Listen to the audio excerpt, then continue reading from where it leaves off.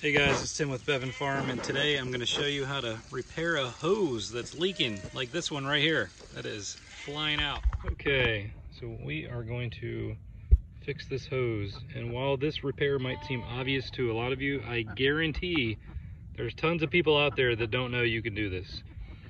So what I have here is the coupling that you can buy at any hardware store, really. Got this at Tractor Supply. It's metal. It's not going to crack like plastic ones.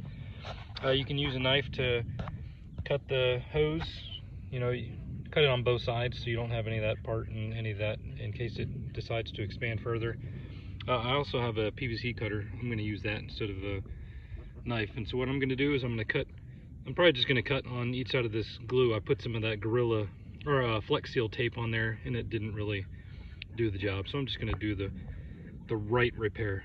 So let me cut this real quick and I'll be right back. So as you see, I made some nice clean cuts using the PVC cutter, and yeah, so I didn't want to go where this glue and everything was just because it wouldn't make a good seal on the connector here.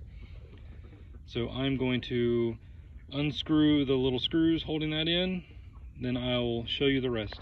So what I have here is the little fitting.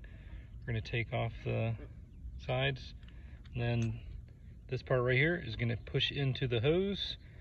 Then after we get that all the way snug up there, we are going to put this back on and then reinstall it with the screws.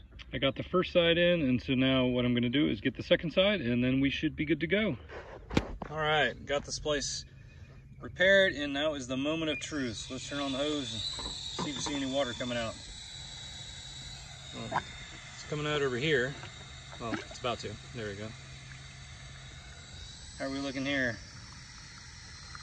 Nice and dry. So there you go. Simple solution. You can get it done in less than 5 minutes. And by the way, if you have trouble pushing the hose onto the fittings, you can put a little bit of dish soap on there. It'll help it slide on. So yeah, hope this helps you out. Have a good one.